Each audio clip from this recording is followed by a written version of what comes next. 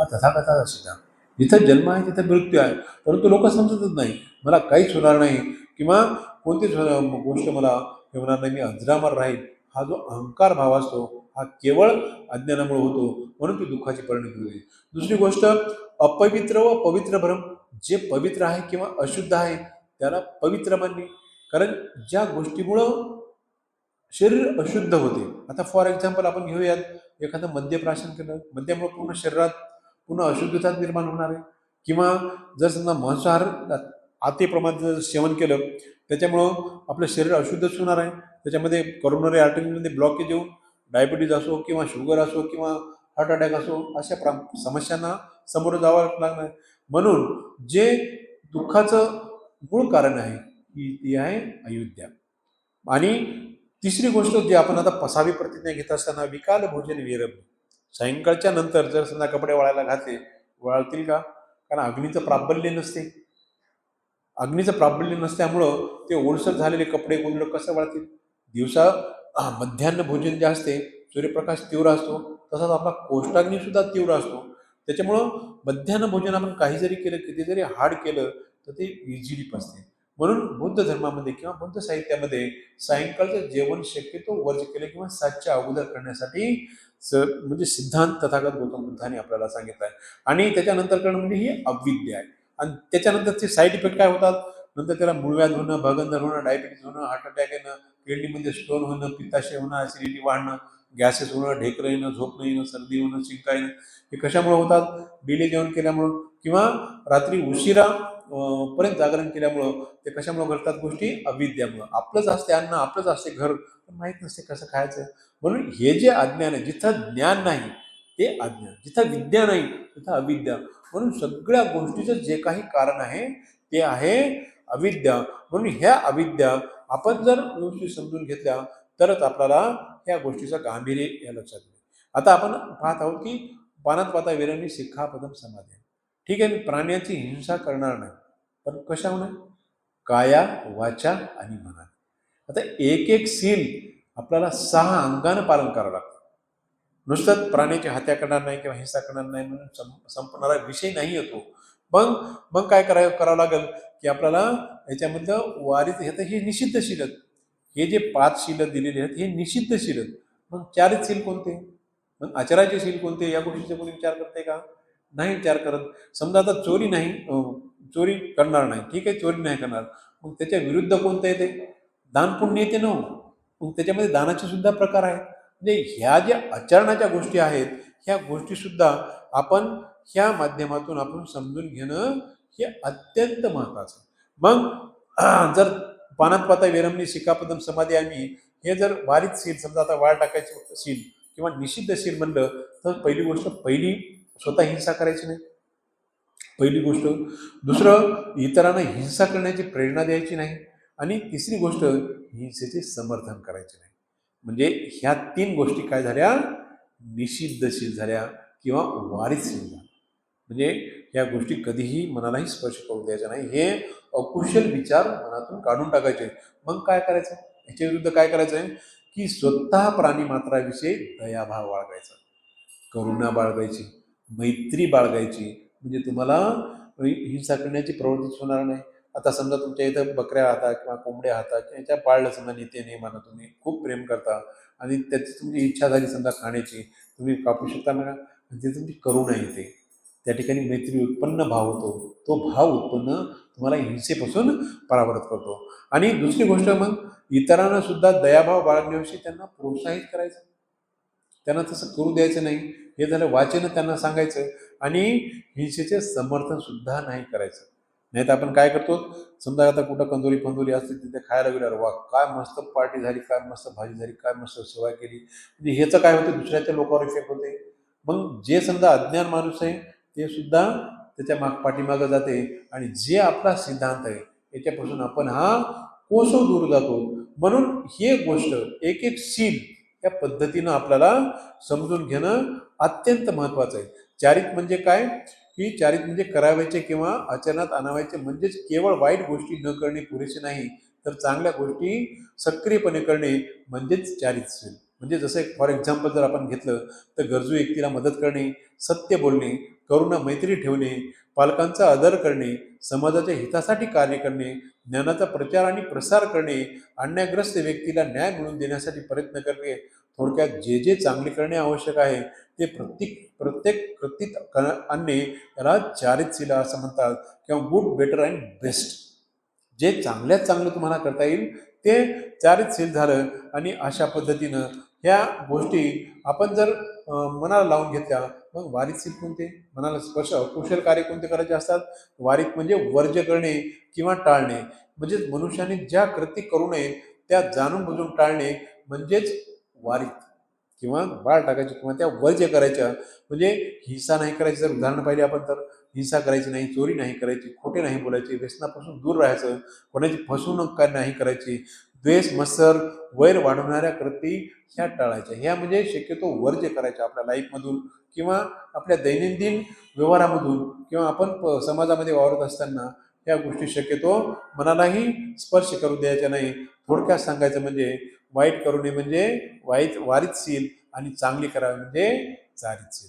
तर असे एक एक शील असे 5 शील होतं.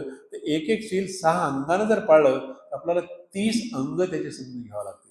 तरच आपण त्या पंचशीलाचा खरा अर्थ या ठिकाणी आपण समजून घेतो. यामुळे पंचशील हे केवळ 5 नियम नसून व्यक्तीचे चारित्र्य निर्मितीचे आणि समाजातील मैत्री, करुणा व विश्वास वाढवण्याचे साधन आहे.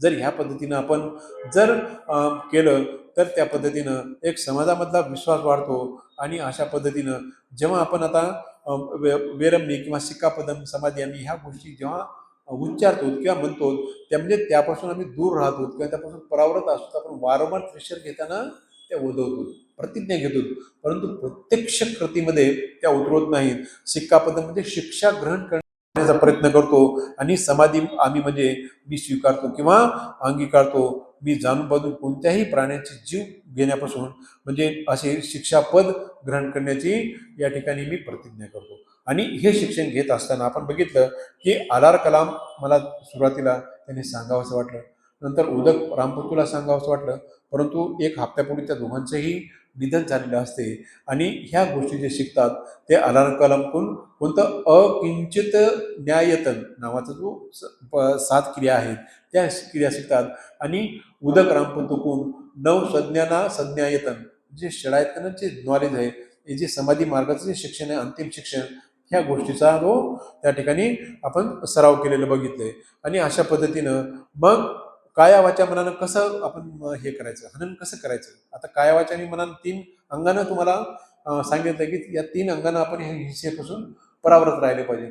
मग काया म्हणजे काय याचं उदाहरणानं आपण ह्या ठिकाणी स्पष्टीकरण करण्याचा प्रयत्न करूया की आपल्या शरीराने इजा करणे म्हणजे कायिक हिंसा. आता समजा चलता चलता एखादा धक्का लागला, ते बोललं नाही काही नाही, तडकन हाणली त्या एखादा. काया म्हणजे शरीर, म्हणजे एखाद्या व्यक्तीने आपला अपमान केला, आपण रागाच्या भरात त्याला मारणे किंवा हात उचलणे, ही कायिक हिंसा झाली. इन्स्टंटली ॲक्शन म्हणजे त्याच्यावरचा उपाय काय मग सांगितलं सिद्धार्थ गौतम बुद्धांनी की राग आला ही लगेच कृती न करता थांबायचं, थोडंसं 2 सेकंद थांबायचं, आपल्या श्वासावरती लक्ष केंद्रित करायचं, लांब श्वास घ्यायचा, परिस्थितीपासून थोडंसं दूर राहायचं आणि शांत झाल्यावर नंतर बोला, म्हणजे आपली वाचेची निर्मिती सुरू झाली, म्हणजे सम्यक वाचा त्या ठिकाणी सुरू झाली, म्हणजे त्या वाचेवरती आपण नियंत्रण केलं. मग धम्म काय सांगतो की मला राग आला ह्या वेदनेची स्मृती जागृत ठेवणे. आपण जे कायानुपसना बघितली किंवा आपण जे पंच इंद्रियचे जे शब्द स्पर्श रूप रस गंध सुखद वेदना दुःखद वेदना आणि संमिश्र वेदना ह्या बघितल्यात. पण ह्या वेदना स्वतःला ओळखणे की मला राग आला आहे हे आधी ओळखायचं, कारण शरीर वेगळं आहे, मन वेगळं आहे. मग ते राग आला, मग त्या रागावरच्या भरात शरीराला हिंसक कृती करण्यापासून आपण टाळायचं, कारण रागाला हे ओळखायचं कडे मला राग आला खूप, मग ते त्या प्रवृत्तीपासून टाळायचं. म्हणजे अशा पद्धतीचं आपण कायिक हिंसा ही त्या पद्धतीने आपण टाळू शकतो. समोरची वाचा, वाचा म्हणजे बोलणे, शब्दाने दुसऱ्याला दुखवणे, अपमान करणे, शिवीगाळ करणे, खोटे बोलणे किंवा भांडण वाढणे, ही वाचिक हिंसा झाली. म्हणजे उदाहरणानं जर समजून सांगायचं झालं तर मुलांनी चूक करणे, मुलानं चूक केली समजा एखादी, तर पालक लगेच त्याच्यावर रागवतो, तू काहीच कामाचा नाहीस, तू असं आहे, तसं आहे, तसं आहे, तसं आहे, तसं आहे. कालचं संभाजीनगरचं आपण उदाहरण बघितलं. थोड्या क्षणिक शब्दाच्या संघर्षाने काय झालं, तिघांच्या हत्या झाल्या. त्या डोंगरावरून तिघांनी म्हणजे उडी मारून त्या खाईत गेलं. सगळ्या जगानं बघितलं, सगळं जग हरवलं. ते नुसते हे वाणीचं दुष्कर्म, नुसतं त्याच तोंडानं जर गोड बोललं असं, भाई ठीक आहे, बघू नये काय आहे काय नाही, बघूया आता आपण. मग याच्यावरचं उपाय काय आहे? आता समजा आता ही वाचिक हिंसा झाली आपल्याला, मुलानं चूक केली, बापाने त्याला फटकारलं त्याला एकदम, तो असा आहे, करत नाहीस. मग आता याच्यावर उपाय कसा करायचा? तर तथागत गौतम बुद्ध सांगतात की 3 प्रश्न स्वतःला करायचे. आता वाचिक हिंसा जर झाली, मुलानं वाईट केलं, बापानं त्याला रागावलं, ठीक आहे. मग बापाने विचार करायचा की हे सत्य आहे का? दुसरं, याची आवश्यकता आहे का किंवा होती का? हे हितकारक पद्धतीने सुद्धा बोलता येईल का? मनाला आपण 3 प्रश्न करायचे की ठीक आहे, त्यानं हट्ट केला, पण हे योग्य आहे का? सत्य आहे का? दुसरं, याला खरंच आवश्यकता आहे का? तिसरं, ह्या हितकर पद्धतीने याला बोलता येईल का किंवा याला समजवता येईल का? म्हणजे दुसरं जर उदाहरण द्यायचं असलं, तू मूर्ख आहेस, हे पालकाचं बोलणं चुकीचं आहे. म्हणजे पालकानं सुद्धा वाचिक हिंसा केली की हो. समजा मुलानं ठीक आहे, एखादी कायिक हिंसा किंवा वाचिक हिंसा झाली असेल, पण पालकाचं सुद्धा त्या ठिकाणी चुकते. मग बापाने असा विचार करायचा की ठीक आहे, तुझ्याकडून चूक झाली आहे, आपण ती कशी सुधारता येईल ते पाहू. जर ते समजा ठीक आहे, त्या पद्धतीनं जर केलं, तर वाचेचं सुद्धा नियंत्रण आपल्याला करता येते आणि ही वाचिक हिंसा जी आहे त्याच्यापासून आपल्याला परावर्त राहायचं ठरते. मग तिसरी जर आपण याच्यावर भयानक हिंसा जर बघितली, तर ती मानसिक हिंसा आहे. सगळ्यात मोठी बाई का अत्यंत सूक्ष्म असते, ही ओळखू सुद्धा येत नाही. आता काल परवा आपण नांदेडच्या मुख्यमंत्र्यावरती हमला झाला बघा, Z+ सुरक्षा होती. Z+मध्ये मला वाटते 2200 वरती काहीतरी सिक्युरिटी गार्ड असतात. Z+ सुरक्षा होती आणि ज्या मुख्यमंत्र्याला ज्यानं फटका बांधला, पूर्ण फेटा निळ्या रंगाचा बांधला, तुम्ही बघितलं असेल टी व्हीवरती किंवा युट्यूब, आणि त्यांनीच नंतर त्याच्या मन ओळखलं का? सगळे कॅमेरे होते, CCTV होते, Z+ होत्या, बंदुका होत्या, सगळं काही होतं, परंतु त्यांनी त्याच्यावरती हातावरती चाकू हल्ला केला. म्हणजे माणसाची जी हिंसा आहे, मानसिक हिंसा आहे, कशा पद्धतीने सूक्ष्मरीतीने म्हणजे रूप धारण करते, ही आपल्याला ओळखता आली पाहिजे. आपल्या मनामध्ये दुसऱ्याबद्दल द्वेष, सूड, वेर, इजा करण्याची इच्छा निर्माण होणे. आणि चौथं जे आहे, ते कोणताही धर्म ग्रंथ हा प्रमादित नाही. प्रत्येक गोष्टीची चिकित्सा ही झालीच पाहिजे, जे माणसाच्या मनाला पडते किंवा ग्रंथातच सांगितलं आहे, आणि तो मानणं कंपल्सरी असं काही हे नाही. तुम्हाला जे वाटते, तुमच्या मनाला जो पडतो, तो माणसाला अधिकार असला पाहिजे. आणि मग हा जो राग असतो, ह्या मानसिक दुःख किंवा मानसिक हिंसा कशी नष्ट करायची, ही मनात विचार आला की लगेच त्याच्यावर कृती नाही करायची.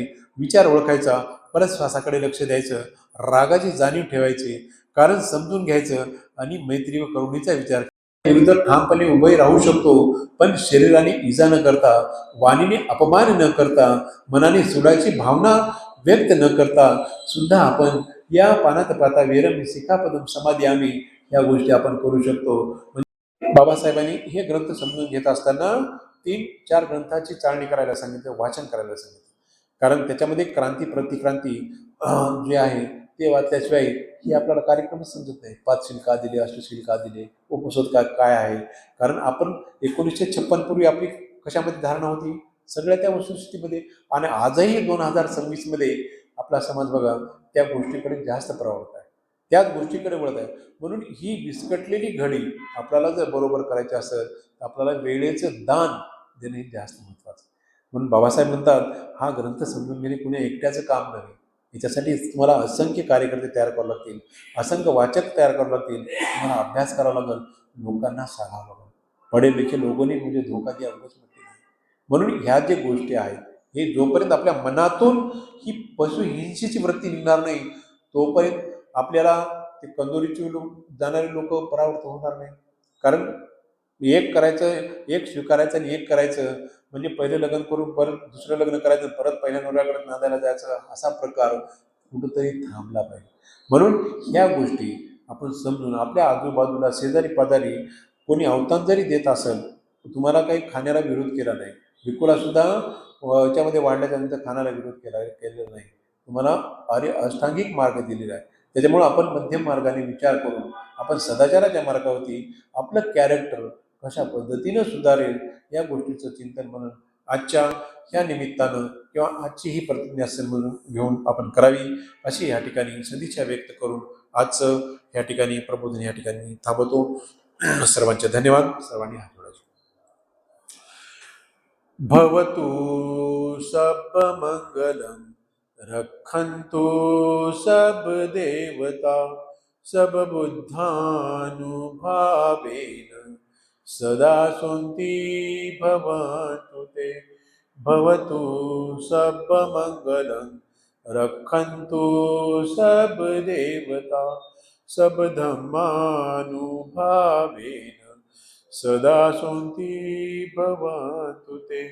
भवतु सब मंगलम रक्षन्तु सब देवता सब संघानुभावेन सदा सन्ति भवन्तु ते. बुद्धं नमामि, धम्मं नमामि, संघं नमामि. सर्वांना जय भीम. सर्वांचे धन्यवाद.